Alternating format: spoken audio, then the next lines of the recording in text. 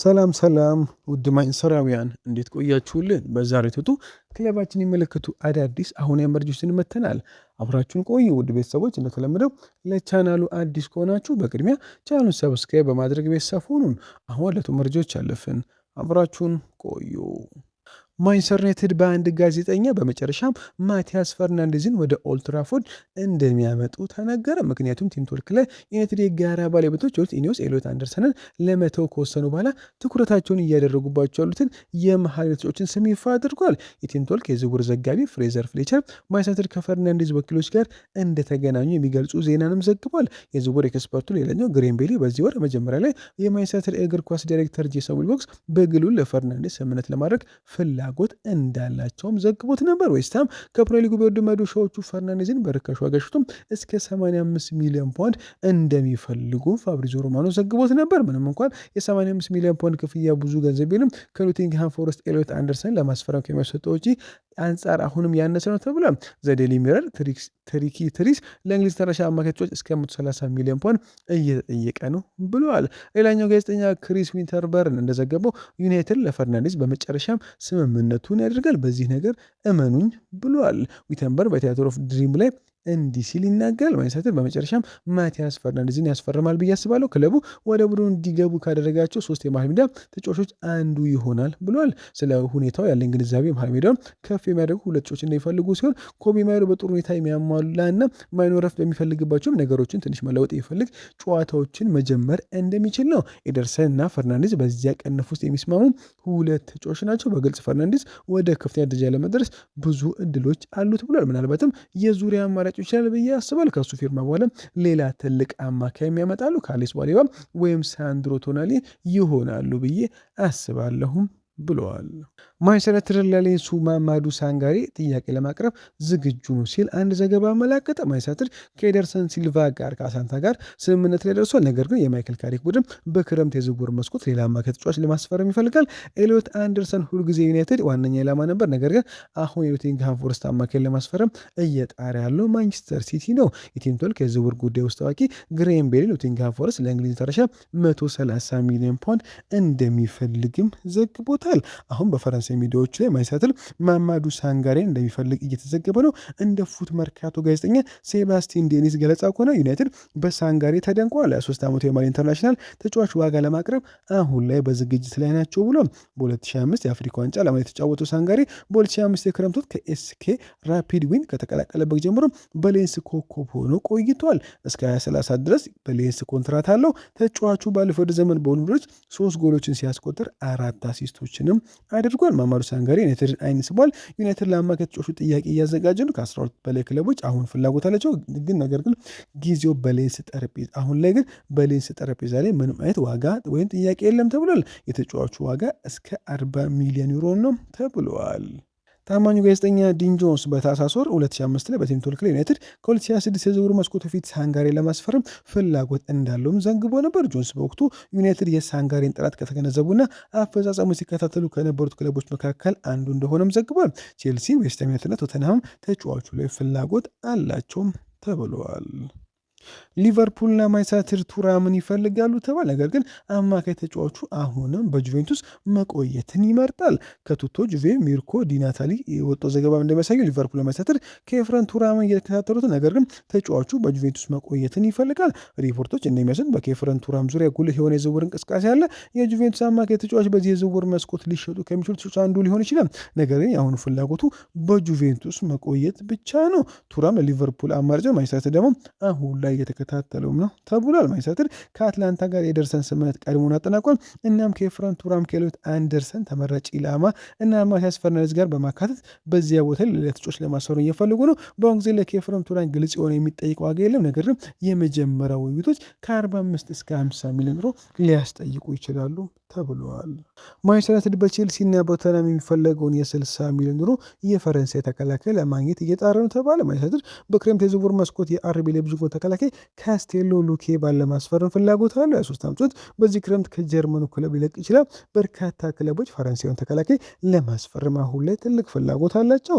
ከፉትቦል ዳንተን በወጣ ዘገባ መሰረት ዩናይትድ ተከላካዩን ለማስፈረም ቀዳሚ ቦታ ላይ ናቸው። ከቶተንሃምና ከቼልሲ ግን ትልቅ ፉክክር ይገጥማቸዋል ተብሏል። ተጫዋቹ በውል ውስጥ ከ80 እስከ 90 ሚሊዮን ዩሮ የሚደርስ የውል ማፍረሻ አለው። ነገር ግን ማንኛውም ክለብ ለእሱ ያንን መጠን ለመክፈል ፈቃደኛ ነው ሪፖርቱ።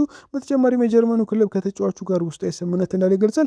ከ60 እስከ 65 ሚሊዮን ዩሮ እንዲለቅ ያስችለዋል ተብሏል። የፕሪሚየር ሊግ ክለቦች ይህን ለመክፈል ፈቃደኛ መሆናቸው እስካሁን ግን አልታወቀም። ዩናይትድ ስምምነቱን ለማጠናቀቅ የገንዘብ አቅም እንዳለው እርግጠኛ ናቸው። ሉኬባ ለዩናይትድ ጥራት ያለው ረጅም ጊዜ ግዢ ነው። በጀርመን ውስጥ ያለውን ጥራት በተከታታይ አሳይቷል። እንዲሁም ለእንግሊዝ እግር ኳስ አካልና ቴክኒካዊ ባህሪያትም አሉት። በማንቸስተር ለሃሪ ማጓር ተስማሚ የረጅም ጊዜ ምትክ ሊሆን ይችላልም ተብለዋል። ታማኙ ጋዜጠኛ ቤን ጃኮብ ስለ ኤሊዮት አንደርሰን ተጠይቆ እንዲህ ሲል ይመልሳል። ተጫዋቹ አንድ ክለብ ብቻ ነው የምፈልገው ማለቱ አላውቅም። ነገር ግን ተጫዋቹ ለማንቸስተር ሲቲ ለመፈረም እንደሚፈልግና ውሎች ተቀባይነት እንዳላቸው ግልጽ እንዳደረገ አውቃለሁ ብሏል። ቤን ጃኮብ ስለ ቶና ተጠይቆ እንዲህ ሲል ይመልሳል። የኒውካስል ዋጋ ከ100 ሚሊዮን ፓውንድ በላይ ነው። ደሞዙ አሁንም ከፍተኛ ነው። የወኪሎቹ ኮሚሽኖችም ከፍተኛ እንደሆኑ ሰምቻለሁ። በእነዚህ ነገሮች ውስጥ የሆነ ነገር ቅናሽ ለማግኘት እድል ለመክፈት ካልተቀየረ በስተቀር ማንቸስተር ዩናይትድ በአሁን ጊዜ በቦታው ላይ እንዳሉ በሚያስቧቸው ውሎች ላይ እንደሚያደርጉት አልጠብቅም። ነገር ግን የሆነ ነገር ከቀነሱ ሁኔታው ሊለወጥ ይችላል ብለዋል። ማንቸስተር ሲቲ ቶናሊ ላይ ተጨማሪ እንቅስቃሴ ያደርጋል ሲባል ሰምቻለሁ። ምንም እንኳን አሁን ሙሉ በሙሉ በኤሊዮት አንደርሰን ላይ ያተኮሩ ቢሆንም ብለዋል። ስለ ባሌባ የጠየቀው ቤን ጃኮብስ እንዲህ ሲል ይመልሳል።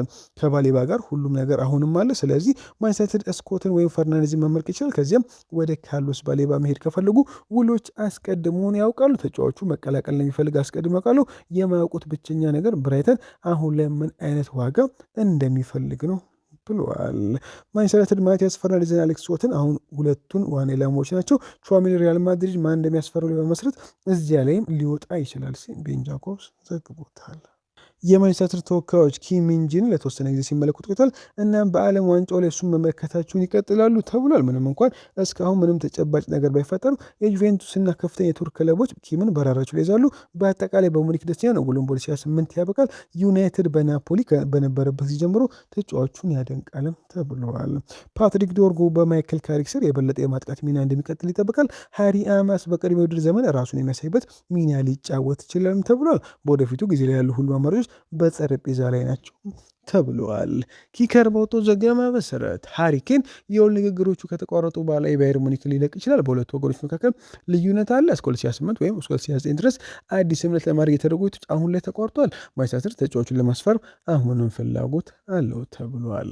ስካይ ስፖርት በወጣው ዘገባ መሰረት ማንቸስተር በሞርጋን ሮጀርስ ላይ ጠንካራ ፍላጎት ያለው ሲሆን ከአስቶን ቪላ ጋር ስለ ስምምነቱ ግቤት አድርጓል። ሮጀርስ ለዝውውሩ ክፍት እንደሆነም ተዘግቧል። በተለይም ዩናይትድ የቻምፒየንስ ሊግ እግር ኳስን በማግኘቱ ተብሏል። ቪላ ለእንግሊዝ ተራሻል ከ100 ሚሊዮን ፓውንድ በላይ እንደሚጠይቅ ይጠበቃል። ምንም እንኳን ከ80 እስከ 90 ሚሊዮን ፓውንድ ክልል ውስጥ ያሉ ጥያቄዎችን ወደ ውይይት ሊፈጥሩ ይችላሉ ቢባልም ተብሏል።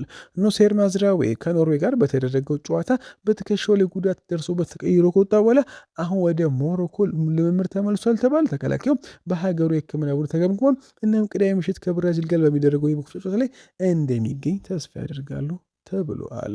ማንቸስተር ዩናይትድ የግራ መስመር ተከላካይ አማራጮቻቸውን ለማጠናከር ሲፈልጉ አንቶኒ ሮቢንሰን እንደ ትልቅ ኢላማ ይዞታል ተብሏል። ሉዊስ አልንም መከታተላቸውን ቀጥለዋል። ማንቸስተር ዩናይትድ በዚህ ክረምት የመሀል ሜዳውን ለማጠናከር ዋና ኢላማቸው የነበረውን ኤሊዮት አንደርሰን ከመፈለግ ወደኋላ ብለዋል ተባለ። ክለቡ ለተጫዋቹ ከመጠን በላይ ክፍያ ላለመክፈልም ተብሎ የዝውውር ጦርነትን ላለማድረግ እና ማንኛውም ኢላማ ለመቀላቀል ሙሉ በሙሉ ቁርጠኛ መሆኑን ለማረጋገጥ ሞክሮ ነበርም ተብለዋል። የማንቸስተር ኢቭኒንግ ጋዜጠኛ ታይረል ማልሻር ማንቸስተር ከኤሊዮት አንደርሰን ስምምነት ለምን እንደሚርቅ ተናገረ። ማንቸስተር ለጊዜው ኤሊዮት አንደርሰንን ከመፈለግ ለመላቀቅ የወሰነ ውሳኔ ትክክል ነው። ባለፈው ዓመት ወይም ከዚያ በላይ በቅጥር ውላቸው ውስጥ የታየው ምክንያታዊ የውሳኔ አሰጣጥ ሌላ ምልክት ነው። ለአንደርሰን ከ120 ሚሊዮን ፓውንድ በላይ መክፈል ከልክ ያለፈ ይመስላል። በተለይም ዩናይትድ በዚህ ክረምት 3 ወይም 4 ተጨማሪ ፈራሚዎች ስለሚያስፈልጉት የ3 ዓመት ተጫዋች ወደ ኢታር ለመዘወር ሲፈልግ መሳተፍ ምንም ፋይዳ የለውም ብለዋል። በ2019 ዩናይትድ ከሲቲ ሃሪ ማጓየርን ወስዷል። ለፍሬድና ለአሌክስ ሳንቼዝ የገንዘብ ድጋፍ አድርጓልም። አሁን ትምህርቶች ተወስዷል እና በኦልድ ትራፎርድ ያለውን ቅጥር ሁኔታ ካለፉት ጊዜያቶች የተለየ ነው ብሏል። ስለ ማቲያስ ፈርናንዴዝ የጠየቀው ታይረል ማርሻል ሁኔታዎች ሲቀጥሉ ፍላጎቱ በአሁን ጊዜ ጠንካራ ነው ብዬ አስባለሁ። ዛሬ ጠዋት ስለ 85 ሚሊዮን ፓውንድ እየተወራ ይህ ዝውውሩ እንዲሳካ ይህ ዋጋ በከፍተኛ ሁኔታ መቀነስ አለበት። በሲቪው ላይ በተደጋጋሚ የፕሪሚየር ሊግ መውረድን አግኝቷል። ዌስትሃም በ38 ሚሊዮን ፓውንድ ማስፈረሙንም መዘንጋት የለብንም ብለዋል። ታይረል ማርሻል ስለ ግራ መስመር ኢላሞች ጠይቆ እንዲህ ሲል ይመልሳል። እዚያ እውነተኛ ፍላጎት እንዳለ አስባለሁ። እሱ ከሂሳቡ ጋር ይጠቀማል ብዬ አስባለሁ። ማለት ባለፈው ቀን ስለ ኩኩሬላ 2 ታሪኮች ነበሩ። እናም በቅርጽ ከሂሳቡ ጋር አይጣጣም። ሉክሾ 30 ዓመት ሆኖታል። በዚህ ክረምት የተከታታይ እቅድን እያዩ ነው። በዚህ ውድድር ዘመን ወይም በሚቀጥለው ውድድር ዘመን የሉክሾን ቦታ የሚይዝ ወጣት የግራ መስመር ተከላካይ ይፈልጋሉ እና የምናውቃቸው የግራ ተከላካዮች ናቸው። በጀርመን የሚገኘው ናትናኤል ብራውን፣ ሉዊስ ሃል፣ ሉዊስ ስኬሊ ለተወሰነ ጊዜ ተመልክቷል። ሁሉም ወደዚያ መምጣት የሚችሉ ናቸው። የሾውን ምትክ ሆነው ለውድድር ዘመኑ ሊጀምሩ የሚችሉ ናቸው። የውድድር ዘመኑ እንደ መጀመሪያ ምርጫ ሊያጠናቁ የሚችሉ ወጣት የግራ መስመር ተከላካዮችን እየተመለከቱ ነው። ኩኩሬላ እኔ እንደማስበው ከሉክሾ ጋር ተመሳሳይ እድሜ ላይ ያለው እቅዱ እንደዚህ አይደለም። እንግዲህ በዚህ ክረምት የግራ መስመር ተከላካይ ማስፈረም እንዳለባቸው በጣም ግልጽ ነው። ዋነኛው ትኩረታቸው ደግሞ ሉዊስ ሃል ነው ብለዋል። ታይረል ማርሻል በመቀጠልም ባለፈው ክረምት ማጥቃቱን ካስተካከሉ በኋላ በዚህ ዓመት በመሀል ሜዳ ላይ ተመሳሳይ ነገር በማድረግ በ2027 የክረምቱ መስኮት የመከላከል ፊርማ ክረምት ሊያሳልፉ ይችላሉ። ለአሁኑ ዩናይትድ ለዚህ ውድድር ዘመን 5 አማራጮቻቸው በወረቀት ላይ ሊያሳዩት የሚችሉትን በሜዳ ላይ እንደሚያቀርቡ ተስፋ ያደርጋሉ ብለዋል። የትራብዞን ስፖርት ፕሬዚዳንት ኤርቱጉል ዶጋን የዩናይትድ ግብ ጠባቂ አንድሬ ኦናናን በተመለከተ ወቅታዊ መረጃ ሰጡ። የትራብዞን ስፖርት ፕሬዚዳንት ኤርቱጉል ዶጋን በማይሳትን የወደፊት አንፋታ ላይ በተነሳው ግምት የተነሳ የአንድሬ ኦናናን የፋይናንስ ፍላጎቶች አስቀድሞ ማሟላታቸውን ተናግሯል። የካሜሩን ኢንተርናሽናል ባለፈው ውድድር ዘመን ከቱርክ ሱፐር ሊግ ክለብ ጋር በውሰት በማሳለፉ ለአውሮፓ ሊግ ብቁ እንዲሆኑም ረድቷቸዋል። ሪፖርቶች እንደሚያሳዩት ኦናና ወደ ኦልድ ትራፎርድ ተመልሶ ሴኔ ላሜንስን በቁጥር 1 ቦታ ለመወዳደር ይፈልጋል። ነገር ግን ወጣቱ ቤልጅየም ባለፈው ውድድር ዘመን አያስደምሞ ቦታውን የራሱ አድርጎታል። የቱርኩ ክለብ የኦናናን ዝውውር ቋሚ ለማድረግ ከፍተኛ ፍላጎት አለውም ተብሏል። የሱፐር ሊግ ቡድን ቤሺክታሽ ደግሞ ዝውውሩን ለመጥለፍ አሁን ላይ ከፍተኛ ፍላጎት እንዳለው ይነገራል። ዩናይትድ ከቱርክ ቡድን ጋር የዝውውር ክፍያ እስካሁን ባይስማሙም ዶጋን ከግብ ጠባቂው ጋር ስምምነት ላይ ምንም ችግር እንደማይፈጠርም ተናግሯል። ኦናና ከትራብዞን ስፖርት ጋር የቱርክ ዋንጫን ያሸንፏል። በቱርክ ቆይተው በኋላ የደጋፊዎችም ተወዳጅ ተጫዋች መሆን ችሏል። ዶጋን ከአጃን ስፖርት ጋር ሲነጋገር እንዲህ ይላል። አንድሬ ኦናና ከቡድኑ ጋር ይቆያል ብዬ አስባለሁ። የገንዘብ ፍላጎቶችን አሟልተናል። ደጋፊዎች ይሉታል። እሱ ጥሩ ሰው ነው። ምንም አይነት ችግር እንደሚገጥመን አላስብም። በሌላ ቦታ ተመሳሳይ ፍላጎት እንደሚያገኝም አላስብም። ስለዚህ ከቡድኑ ጋር ይቆያል ብዬ አስባለሁ ብሏል። ዩናይትድ ኦናና በፕሪሚየር ሊጉ ላይ የትርፍና የዘላቂነት ህጎች ፒሲአር መሰረት ሽንፈትን ለማስወገድ እስከ 20 ሚሊዮን ፓውንድ አካባቢ ይፈልጋሉ ተብለዋል። ሉዊስ ሃል ኒውካስል መልቀቅ ይፈልጋል ተባለ። ሳሙኤል ሉካስ በወጣው መረጃ መሰረት ሉዊስ ሃል ከአሰልጣኝ ኤዲ ሃው ጋር ባለው ውጥረት ምክንያት ኒውካስትል ይለቅ ዝግጁ ነው ተብሏል። ኤዲ ሃው በቶማስ ቱሄል የእንግሊዝ የዓለም ዋንጫ ውስጥ ቦታ ስላጠው ሉዊስ ሃል ከባድ ትችት ደርሶበታል። አሁን ሉዊስ ሃል ኒውካስትልን መልቀቅ ይፈልጋልም ተብሏል። የግራ ተከላካይ ኒውካስትል ከኖቲንግሃም ፎረስት ጋር 1-1 ሲለያይ ጨዋታ ወደ ቀኝ ተከላካይ ቦታ በመቀየሩም ደስተኛ አልነበረም ተብሏል። ለሉዊስ ሃል ቅርብ የሆነ ምንጭ ከአሰልጣኙ ጋር በተፈጠሩ አለመግባባት ውስጥ እንደተሳተፈና በኒውካስትል ያሉ ሰዎች የስራ ግንኙነታቸው እንደተቋረጠም ይፈራሉ። ሃል በሚቀጥሉ ዓመት ሉክሾ ኮንትራቱ ስለሚያልቅ ለረጅም ጊዜ ግራ መስመር ተከላካይ ለማግኘት ገበያ ላይ ካሉት አማራጮች መካከል ሲሆን ዩናይትድ ለመቀላቀል አሁን ላይ ክፍት ነው ተብለዋል። የቀድሞ ቼልሲ የኋላ መስመር ተከላካይ ሃል እስከ 29 ድረስ በኒውካስትል ውላለው። ሃል በ2023 በኦልድ ትራፎርድ 2 ጊዜ ጎሎችን አስቆጥሯል። የአውሮፓ እግር ኳስ ላይ አለመኖር ኒውካስትል አንዳንድ ውድ ተጫዋቾችን ሊሸጥ ጫና ውስጥ እንዲገባ አድርጎታል። ኒውካስትል አንዲ ኮልን በጥር 1995 በወቅቱ የእንግሊዝ ሪከርድ በሆነ ዋጋ በ7 ሚሊዮን ፓውንድ ዩናይትድ ከሸጠ በኋላ ከዛም በኋላ አንድም ተጫዋች አልሸጡም ነበር። በኖቬምበር 2004 በእንግሊዝ ጊዜ አሰልጣኝ ሊካርስሊ ስር ለመጀመሪያ ተጫውቶ በቱሄል ለመጀመሪያ ጊዜ ከኡራጋይና ጃፓን ጋር በተደረገው የመጋቢት ወደጅን ጨዋታ ላይ ሉዊስ ሃል መጫወቱ ይታወሳል። የቀድሞ ዩናይትድ የስፖርት ዳይሬክተር ዳና ሽወርዝ ሃልን ከ3 ዓመት በፊት በ35 ሚሊዮን ፓውንድ ለኒውካስትል ማስፈረማቸው ይታወሳል። ሊድሶች ስለ ካርዳሎ ፊታ ፋንታ የተነጋገሩ መሆኑ ተረጋገጠ። ሆኖም የ35 ዓመቱ ግብ ጠባቂ ውሉ ሊጠናቀቅ ተቃርቧል ነው ከኦልድ ትራፎርድ ፍላጎትን አሳድሯል ተብሏል። የዌልስ ኢንተርናሽናል ከዮርክሻየር ክለብ ጋር ለ3 ዓመት አሳልፏል። እናም ባለፈው ውድድር ዘመን ሁለተኛ አጋማሽ ላይ ራሱን እንደ መጀመሪያ ምርጫ አድርጎ 22 ጨዋታዎችን አድርጓል። ሆኖም የዳንኤል ፈርክ ቡድን አዲስ ግብ ጠባቂ ለማግኘት አሁን ላይ እየተንቀሳቀሰም እንደሆነ ተዘግቧል። ዳህለው ከዩናይትድና ከሌሎች በርካታ የፕሪሚየር ሊግ ክለቦች ጋር ተገናኝቷል። ምናልባትም ነፃ ወኪል በመሆኑ ዩናይትድ ልምድ ያለው ግብ ጠባቂ ለሴኔ ላሜንስ እንደ ተባባቂ ግብ ጠባቂ አድርጎ ሊያመጡ ይችላልም ተብለዋል። እንደ ማንቸስተር ኢቭኒንግ ኒውስ ዘገባ ዩናይትድ በአሁኑ ጊዜ ለቶተንሃሙ ካፒቴን ክርስቲያን ሮሜሮ ጥያቄ እያቀረበ አይደለም። ምንም እንኳን በቅርብ ጊዜ የወጡ ዘገባዎች ላይ ዩናይትድ ፍላጎት እያሳየ እንደሆነ ቢናገሩም ዩናይትድ በመከላከል እቅዳቸው ብልህ መሆን አለባቸው። ነገር ግን ልምድ ላለው የፕሪሚየር ሊግ መሃል ተከላካይ ከፍተኛ ክፍያ ማውጣት ክለቡ በዩናይትድ ስር ለመገንባት ከሞከረ ይበልጥ የዲሲፕሊን ያለው የቅጥር አቀራረብ ጋር አይጣጣምም ተብሏል። ከሮሜሮ ጋር ያለው ቤት ሁልጊዜ አስቸጋሪ የሚመስለውም በዚህ ምክንያት ነው። ዘሰን እንደዘገበው አንዳንድ ዘገባዎች ዩናይትድ ወደ አንድ ዝውውር ሊመለከትን ይጠቁማል። ይህም ከአርጀንቲና የቡድን አጋሩ ሊሳንድሮ ማርቲኔዝ ጋር እንደ ማራኪ ጥምረት ስለሚታየው ተከላካይም ነው ተብሏል። ሆኖም ግልጽ የሆኑ እንቅፋቶች አሉ። ቶተንሃም ካፒቴናቸውን በርካሽ እንዲለቅ አይፈልጉም። በተለይም ወደ ፕሪሚየር ሊግ ተቀናቃኝ ክለብ እንዲሄድም አይፈልጉም ተብሏል። ከዚህም በተጨማሪ ስፐርስ ባለፈው ዓመት ለተከላካዩ አዲስ የረጅም ጊዜ ውልን በይፋ የክለባቸው ድረገጽ ላይ አረጋግጧል። ይህም በማንኛውም ሊቻል የሚችል ድርድር ላይ ያላቸውን አቋም ያጠናክራልም ተብለዋል። ማንቸስተር ዩናይትድ በዚህ ዓመት 13 ጎልና አሲስት ላሉት ተጫዋች ድንገተኛ ዝውውር ለማድረግ አቅዷል ተባለ። ማንቸስተር ዩናይትድ ለሊሉ ወጣት አጥቂ ማቲያስ ፈርናንዴዝ ፓርዶን እንደ አጥቂ አማራጮቻቸው ድንገተኛ ዝውውር ለማድረግ እያሰቡ ነው ተብሏል። ዩናይትድ በተለያዩ ቦታዎች ላይ ረጅም ኢላማዎችን ዝርዝር እያሰሱ ይመስላል። ፈርናንዴዝ ፓርዶ ብዙም የሚታወቅ ተጫዋች ሲሆን ነገር ግን እንደ ስካይ ስፖርት ዘገባ ያናውቾት በቤልጅየም የዓለም ዋንጫ ውስጥ የመገኘቱ አሁን ላይ በርካታ ክለቦችን ፍላጎት ስቧል። ተጫዋቹ በውድድር ዘመኑ 8 ጎሎችን አስቆጥሮ 5 አሲስቶችን በማድረግ በሊጋ አንድ አስደናቂ ብቃቱን አሳይቷል። ስካይ ስፖርት እንደ አስቶን ቪላ፣ ሞርጋን ሮጀርስና እንደ ኤቨርተኑ ኢሊማንዳ ያሉ ታላቅ ስሞችን እና የተረጋገጡ የፕሪሚየር ሊግ ተሰጥኦችን በማይሰጥን ራዳር ላይ እንዳሉም ጠቅሷል። ሆኖም ግን ዩናይትድ እንደ ፈርናንዴዝ ፓርዶ ያለ ወጣቶች ላይ ቁማር ለመጫወት መወሰኑ ማየት አስደሳች ይሆናልም ተብሏል። እሱ ርካሽ አማራጭና የተሻለ የረጅም ጊዜ ኢንቨስትመንት ሊሆንም ይችላል ተብሏል። ፈርናንዴዝ ፓርዶ የወጣትነት ህይወቱን እንደ አንደርሌክትና ጌንትን ጨምሮ በበርካታ ክለቦች ተሰልፏል። በሊል ሁለተኛ ውድድር ዘመኑ ላይም ነው ቤልጅየም ተጫዋች በ2024 የውድድር ዘመን ለጌንት በመደበኛነት መጫወት ጀምሯል እና በፍጥነት ለሊል ቁልፍ ተጫዋች ሆኖ ራሱንም አሳይቷል። ፈርናንዴዝ ፓርዶ በፈረንሳዩ ክለብ ባደረጋቸው 2 የውድድር ዘመናት በ70 ጨዋታዎች በአጠቃላይ 12 ጎሎችን ያስቆጥሯል። በቅርቡም ለቤልጅየም የመጀመሪያውን ጨዋታውንም ማድረግ ችለዋል። ማንቸስተር ዩናይትድ በዚህ ክረምት ለአጥቂው ቋሚ መፍትሄ ለማግኘት ሲፈልግ ለአርሰናል ማርከስ ራሽፎርድን እንደሚሸጡ አስታውቋል ተባለ። እንደ ቲም ቶልክ ዘገባ ከሆነ ዩናይትድ በተወካዮቹ በኩል ራሽፎርድን ሊያደርጉ ስለሚችሉት እንቅስቃሴዎች እንዲያስሱ መመሪያ ሰጥተዋል ተባለ። ክለቡ ወደ ኦልድ ትራፎርድ ስለመመለሱ ብዙም ፍላጎት የለውም ተብሏል። ይህ ወዲያውኑ ከአርሰናል እይታ አንጻር ሁኔታውን አስደሳች ያደርጓልም ተብሏል። በተለይም የሚኬል አርቴታ ቡድን ከአዲስ የውድድር ዘመን በፊት የአጥቂ ማጠናከሪያዎችን እንደሚመለከቱ ይጠበቃል። ራሽፎርድ የውድድር ዘመኑን በባርሴሎና ውስጥ ታልፏል። ነገር ግን የስፔን ሻምፒዮኖቹ በአሁኑ ጊዜ የ26 ሚሊዮን ፓውንድ የመግዛት አማራጫቸውን እንደሚከፍሉ አይጠበቅም ተብሏል። ቶክ ስፖርት እንደዘገበው ባርሴሎና በስፔን ውስጥ ውጤታማ ጊዜ ቢያሳልፍም ሊያስፈርሙ አይችልም። ለአርሰናል ይህ የገበያ ሁኔታ ቢያንስ ክትትል ሊደረግበት የሚገባ ነው ተብሏል። ራሽፎርድ የፕሪሚየር ሊግ ልምድ፣ ፍጥነትና ቀጥተኛ ሩጫ በግራ በኩል ወይም በመሀል በኩል የመጫወት ችሎታን ያመጣም። ይህ ሁለገብነት አርቴታ ሊስብ ይችላል። በተለይም አርሰናል ተጨማሪ ተጫዋቾችን ለመጨመርና በቡካዮ ሳካና ጋብሪኤል ማርቲኔዝ ከቨርስ ላይ ያሉን ጫና ለመቀነስ እየፈለጉ በመሆኑ ማርከስ ራሽፎርድን ይመለከቱታልም ተብሏል። ዩናይትድ በእውነት ለሽያጭ ክፍት ከሆነ በአርሰናል ከተወው አርሰናል ሁኔታውን በዝቅተኛ ዋጋ የሞከር እድል ሊሰማው ይችላል ተብሏል። ይህ ዝውውር ግን ቀላል ዝውውር አይሆንም። አርሰናል ደሞዝና የቡድን ሚዛን ዩናይትድ ለቀጥተኛ ሀገር ውስጥ ተቀናቃኝ መሸጥ ይፈልግ እንደሆነ ግምት ውስጥ ማስገባት አለብን ተብሏል። አርሰናል አርቴታ በራስ የመተማመን ሊያድስ እንደሚችል ካመነ ይህ በክረምት የዝውውር መስኮት ውስጥ ካሉት አስደናቂ የዝውውር ታሪኮች አንዱ ሊሆን ይችላልም ተብለዋል።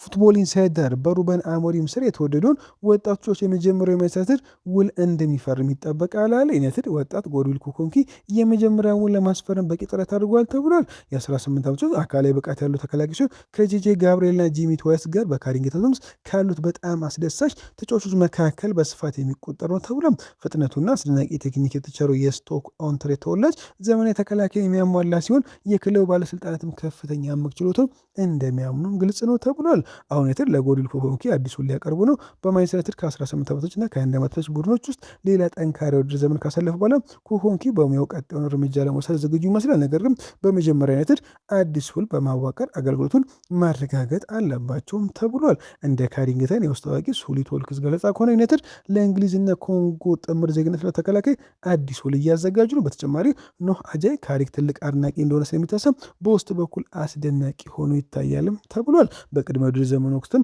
ሊሳተፍ ይችላል ተብሏል። ሱሊ ስለ አስደሳቹ ጀርመን ናይጄሪያ ታዳጊ ኖህ አጀ አስደሳች መረጃንም አቅርቧል። የ17 ዓመቱ ለዳራ ፍሌቸር ከ18 ዓመቶች ቡድን በማጥቃት ረገድ ከጄጄ ጋብርኤል ጋር በመሆን የማይክል ካሪክን አይን ከሳበ በኋላ ወደ መጀመሪያ ቡድን የቅድመ የውድድር ዘመን ዝግጅት ካምፕ ሊጨመር ይችላል ተብሏል። ኖህ አጀ ካሪክ ትልቅ አድናቂ እንደሆነ ስለሚታሰብ ውስጣዊ ብቃቱን አስቷል። በቅድመ ውድድር ዘመን ሊሳተፍ ይችላል ሲል ሱሊ ቶልክስ ዘግቦታል። ኩሆንኪ በሚቀጥለው ዘመን ወደ ማንቸስተር የመጀመሪያ ቡድን ማደግ ይችላልም ተብሏል።